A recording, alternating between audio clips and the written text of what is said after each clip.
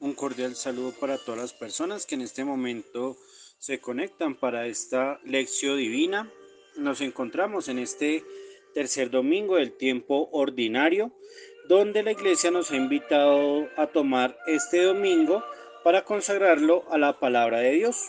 Por eso qué bueno que desde este día todos nosotros nos habituemos a ese encuentro con la Sagrada Escritura.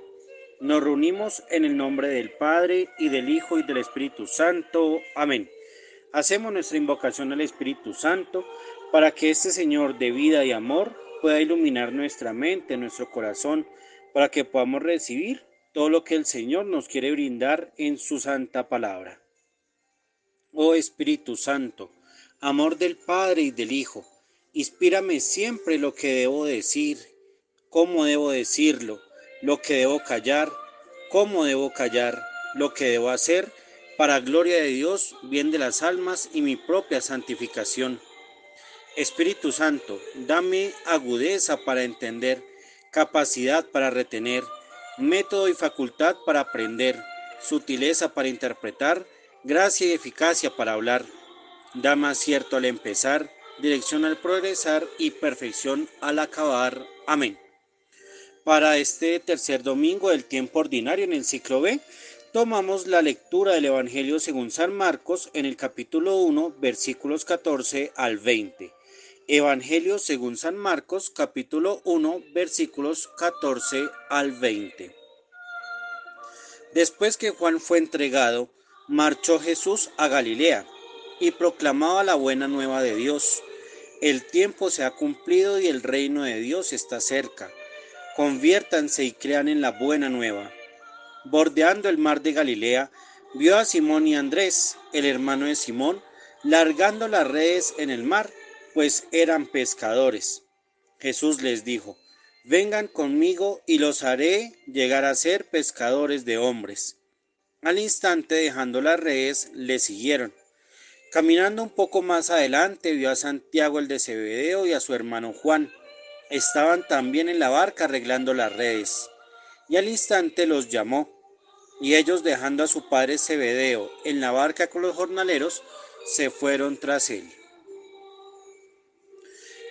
Vamos entonces en nuestro segundo paso, que es la meditación.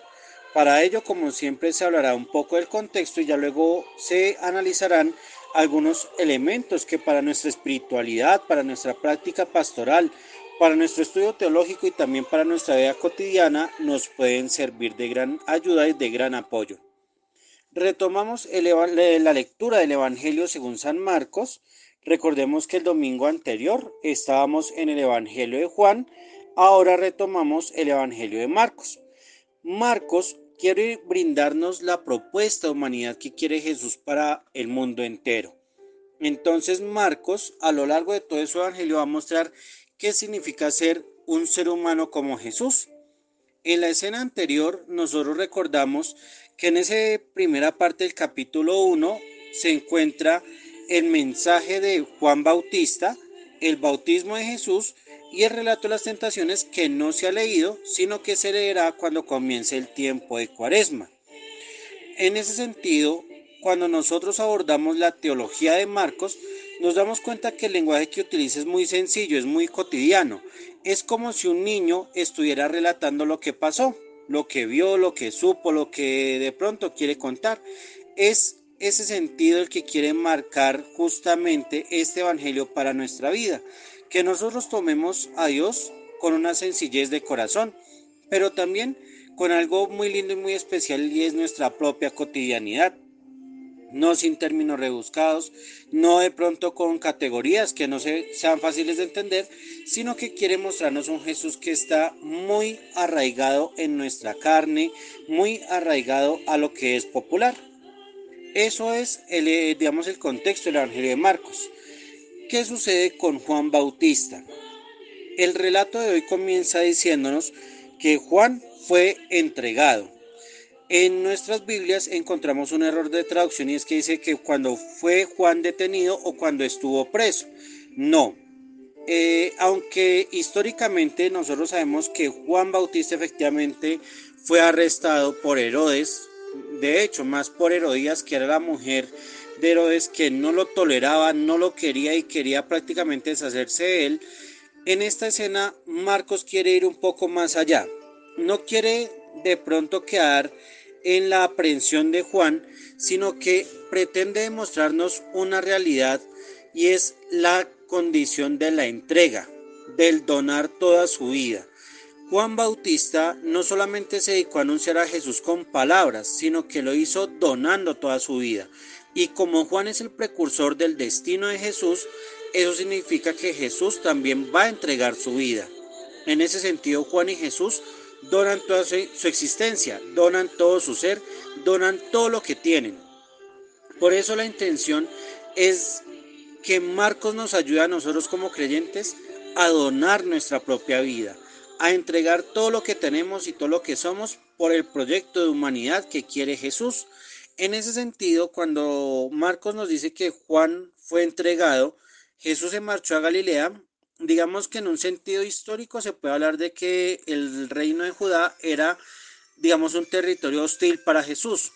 Sí, entonces digamos que si a Juan lo habían arrestado, pues de pronto Jesús correría la misma suerte, y como ese no era el momento, pues entonces Jesús tuvo que marcharse allí a Galilea. Sin embargo, recordemos lo que se ha dicho en reflexiones anteriores, y es que Galilea también tiene un sentido especial para el Evangelio de Marcos, y es el hecho de cómo Dios comienza a crear su plan de salvación en una tierra que de pronto no valía la pena, en una tierra que los demás consideraban como inútil o inclusive que era cuestionada por los mismos israelitas. Vamos al segundo elemento, que es las palabras de Jesús. En el Evangelio de Marcos nos encontramos con las primeras palabras que salen de la boca de Jesús. En ese sentido, Marcos no quiere de pronto detenerse en un detalle histórico, sino que Marcos tiene la intención de mostrarnos cuál es el plan de Jesús.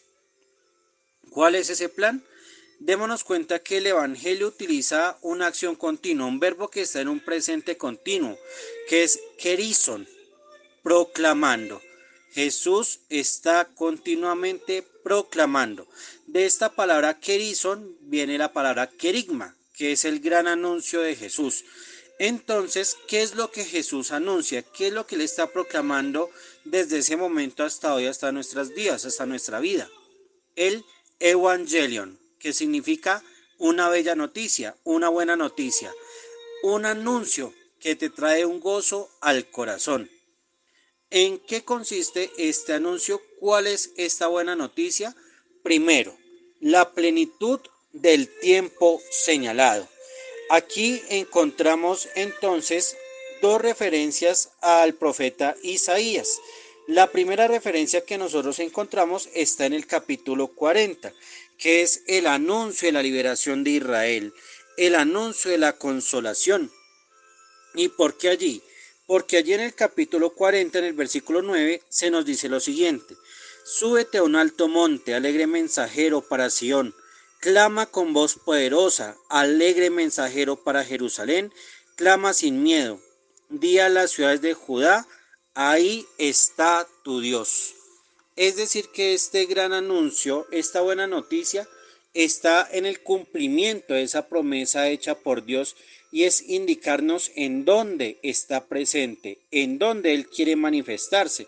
Y también lo encontramos en el capítulo 61 del profeta Isaías, donde se nos habla de la misión del profeta. El Espíritu del Señor Yahvé está sobre mí, por cuanto me ha ungido para anunciar la buena nueva a los pobres, que me ha enviado a vendar los corazones rotos y a pregonar a los cautivos la liberación. Es decir, que aquí Marcos no está presentando un hecho histórico, sino que está presentando lo que hace Jesús en nuestra vida. Cuando yo dejo que Jesús entre a mi vida, le estoy queriendo decir a Él: quiero que me anuncies mi felicidad. Y en ese sentido, miremos que tristemente hay muchas predicaciones que se basan en el éxito, en la suerte, en la fortuna, en el poder y la protección de Dios, como si fuera una ventaja personal. Es decir, que Dios va a bendecir mi trabajo, Dios va a bendecir mi negocio, Dios va a bendecir hasta de pronto mis malas intenciones.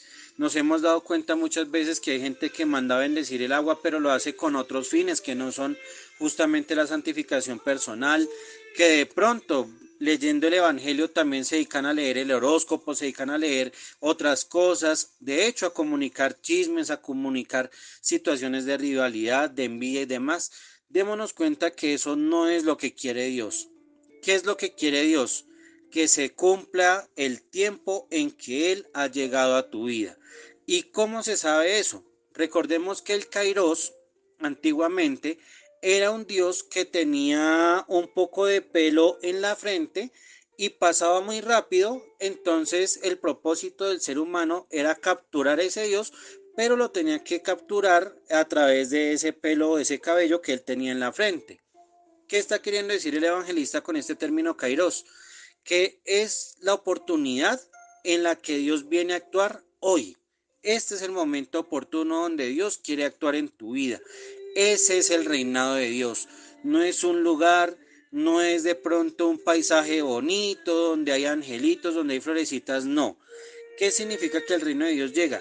Que Dios quiere actuar a través de tu propio cuerpo, que Dios quiere gobernar a través de tus palabras, que Dios quiere regir a través de tus pensamientos.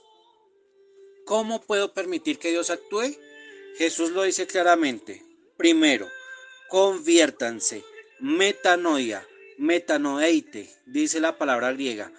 Cambia tu mentalidad, cambia tu forma de pensar. ¿Cómo puedo cambiar la mentalidad? Primero, ¿qué piensas sobre ti mismo? ¿Cómo te ves a ti mismo? Porque dependiendo de cómo tú te veas, vas a ver a Dios y vas a ver a los hermanos. Por eso lo primero que propone Jesús es cambia tu forma de pensar, cambia tus esquemas, cambia tus paradigmas, cambia tal vez esos conceptos que han gobernado tu vida y que de pronto te han impedido ser feliz, te han impedido servirle a Dios en su iglesia, te han impedido hacer una buena labor de pronto en tu trabajo, en tu hogar y demás. Convertirse significa eso, que yo dejo de pensar como yo quiero y comienzo a pensar como Dios quiere. Segundo, crean en la buena noticia. Este verbo pisteueute es un verbo que se relaciona mucho con la confianza que los niños, que los hijos conservan en sus padres. Entonces, digamos que hay una escena, pues digamos muy llamativa, muy bonita, que es cuando hay un desastre, incendio, inundación, un huracán, y llega de pronto un bombero, llega un policía, llega un médico y le dice al niño que salte o que pase a sus brazos. El niño, por más que se vea en peligro, no lo va a hacer porque no confía en esa persona. Para él es un extraño. Aunque vea el uniforme de bombero, de médico, de policía, de lo que sea, no va a pasar allá porque no es su papá, no es su mamá. Pero si es su papá o su mamá el que le dice al niño, salta, ven a mí, ven a mis brazos, los niños saltan y se arrojan y se depositan en la confianza de sus padres. Eso significa creer que yo me abandono en los brazos de mi Padre Dios.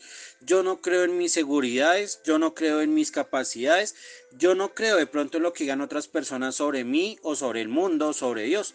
Yo creo en lo que Dios puede hacer a través de su poder y de su amor. Por eso este verbo pisteo es un verbo que implica no solamente un acto cognitivo de decir, ah, sí, yo sé que Dios existe, ya no. Es un verbo imperativo que me llama a decir, mi ser está plenamente en Dios. En Dios puedo vivir, en Dios puedo existir y démonos cuenta que Jesús lo señala como una orden. Por eso este plan programático que muestra Marcos es lo que Jesús viene a hacer en nuestra vida. ¿Cómo sé yo que Dios, que Jesús está presente en mí? Porque yo cambio mi forma de pensar, cambio mi forma de hablar, cambio mi forma de actuar y porque demuestro con mi vida que creo en Dios y que creo que Dios puede hacer todo lo que Él espera de mí. Ahora vamos con la segunda parte de este evangelio que está pues en cuatro personajes importantes, Simón y Andrés, Santiago y Juan. En Marcos, digamos que hay que tener en cuenta el contexto de él. No, digamos, no, él no está narrando una crónica, no está narrando lo que pasó digamos, existencialmente con Jesús, sino que quiere mostrar un mensaje más profundo a partir de hechos que sucedieron en ese momento. Entonces, si nosotros miramos una escena, por ejemplo, digamos hoy en la cotidianidad, si yo voy a un puerto, si yo voy a un mar o a un río y le digo a unos pescadores que vengan conmigo, pues seguramente se van a burlar de mí, me van a tratar de loco, de pronto me pueden hasta ofender y maltratar porque me van a decir por qué lo tengo que seguir a él. Sin embargo, aquí hay algo más importante y más interesante en Marcos, y es que Marcos quiere mostrar cómo Jesús pasa esa primera soledad, esa soledad que solamente vivió con el Bautista, que vivió en el bautismo y que luego vivió en la tentación, a una vida en comunidad. ¿Y por qué? Porque Jesús quiere en su proyecto establecer una comunidad para construir un nuevo reino. Pero también es porque Marcos quiere reflejar que esa comunidad es débil. Y en el momento de la pasión, Jesús va a estar sin comunidad. Jesús va a estar solo.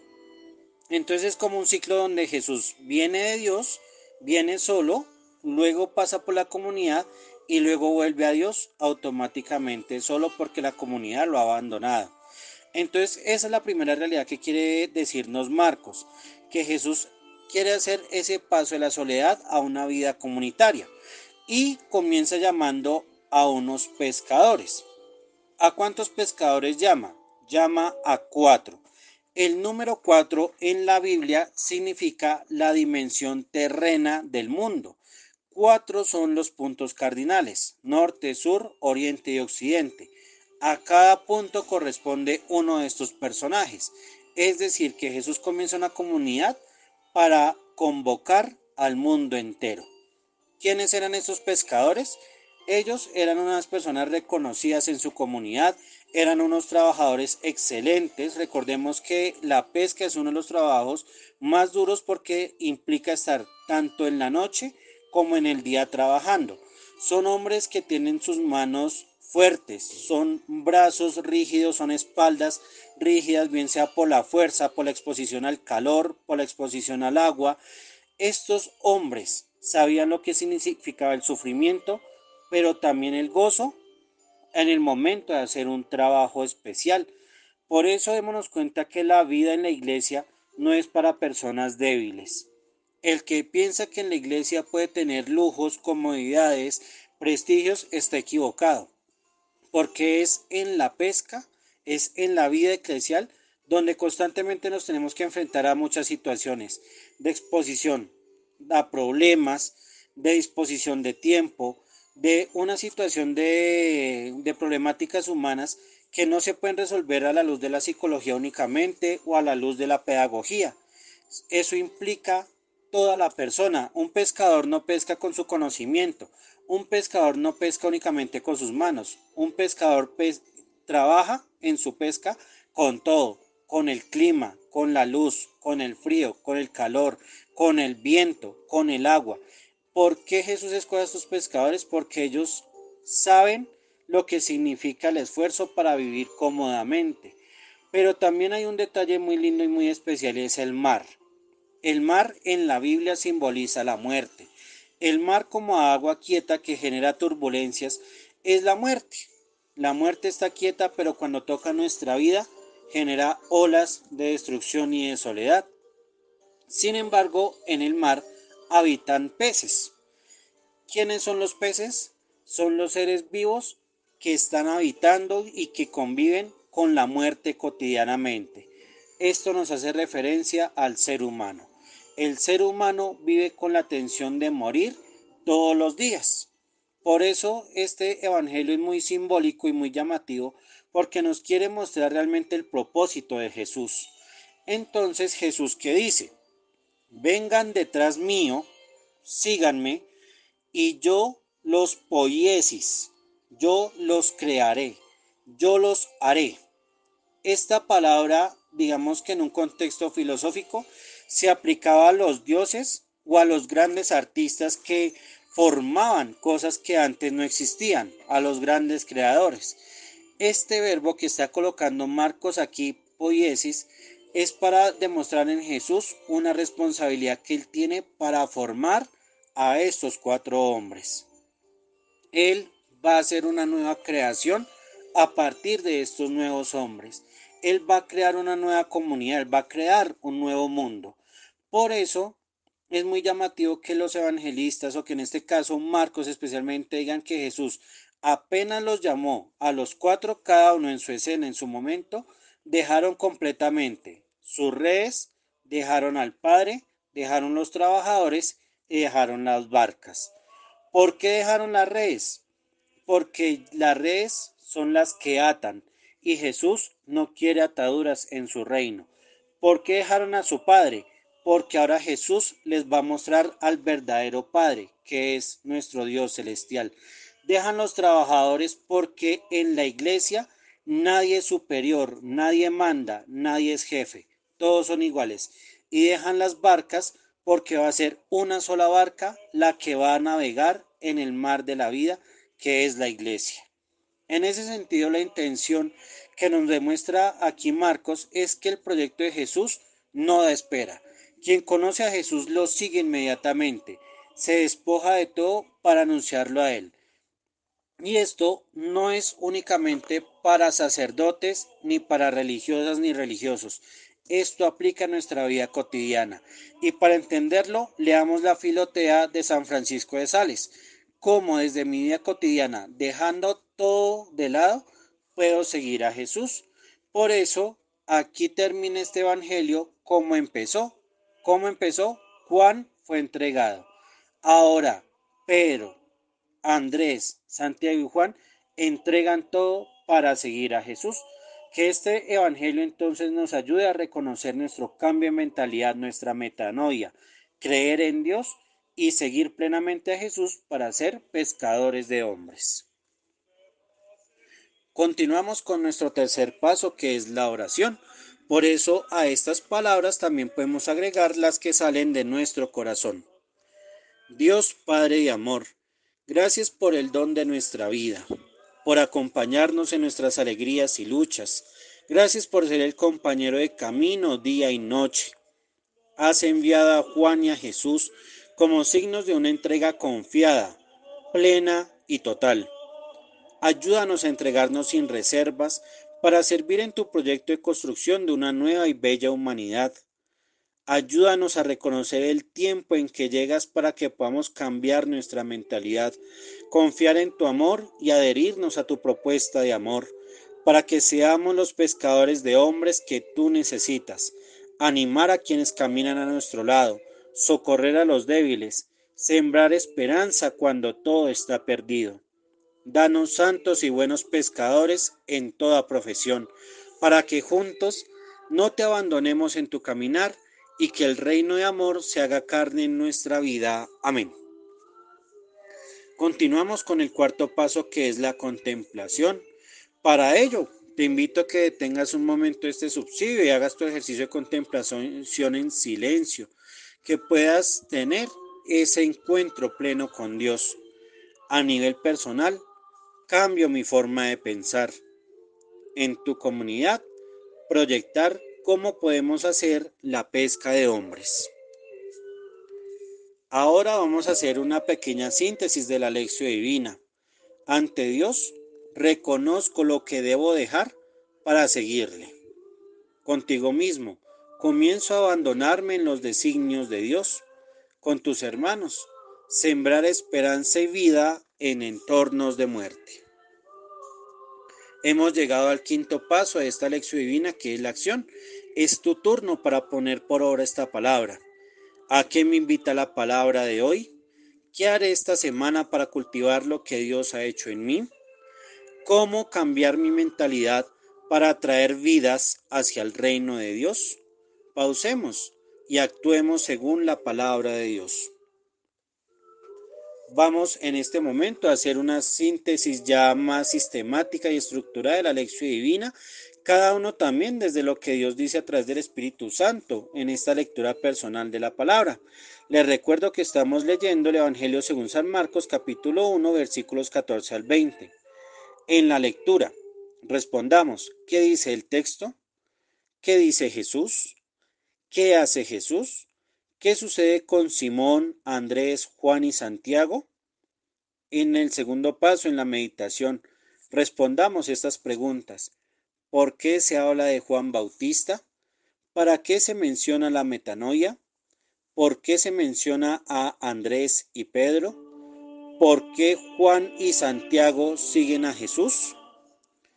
En la oración, ¿qué le quiero decir a Dios desde lo leído? ¿Qué le ofrezco a partir de lo vivido? ¿Qué quiero pedirle a Dios? Y en la contemplación, ¿cómo vivo este texto? ¿Qué significaría para mí la conversión, el creer y seguir a Jesús? Pausemos y hagamos de manera personal y comunitaria esta lección divina. Ahora nos colocamos en la presencia de María.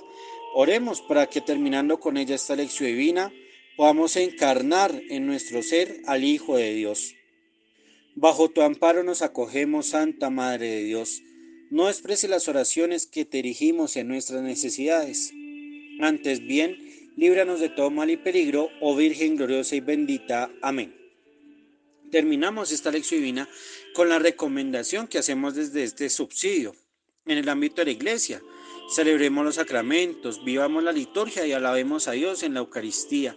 En el escenario de la fe, oremos. Y desde este domingo, que es especialmente consagrado a la Sagrada Escritura, amemos la palabra de Dios, leámosla y pongámosla por obra. Contemplemos a Dios en nuestra vida. Esto nos lleva a la caridad, a ayudar, a vivir la empatía y a donarnos plenamente ante Dios y ante los hermanos. Y finalmente, en el ámbito de la esperanza, seamos testimonio de vida. Suscríbete a este canal y comparte este video. Recuerda que la palabra de Dios se lee, se ora, se celebra y se vive en comunidad. Que el Señor bendiga todas nuestras actividades, bendiga todo nuestro ser y a nuestros seres queridos, en el nombre del Padre, del Hijo y del Espíritu Santo. Amén.